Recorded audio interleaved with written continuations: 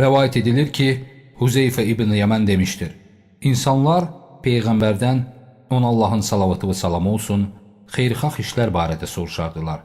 Mən isə ondan şər əməllər barəsində soruşardım ki, xətəri mənə dəyməsin.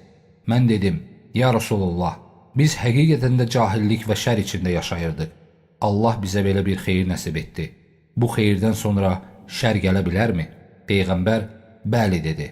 Mən soruşdum: bəs bu şərdən sonra yenə xeyir gələ bilərmi?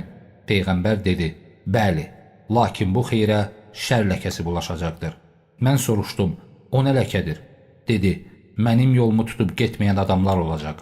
Onlar yaxşı işlər gördükləri kimi pis əməllər də edəcəklər. Mən soruşdum: bəs bu xeyirdən sonra şər gələcəkmi?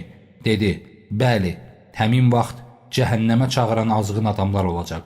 Kim onların çağırışını qəbul etsə, cəhənnəmə atılacaqdır. Mən dedim: Ya Rasulullah, onları bizə vəsf et. O buyurdu: onlar bizlərdən olacaq və bizim kimi danışacaqlar. Soruşdum: o vaxta qədər yaşasam mən nə edim? Buyurdu ki, müsəlman cəmaatına qoşul və onların imamına tabi ol. Dedim: bəs onların nə bir cəmaatı, nə də bir imamı olmasa necə?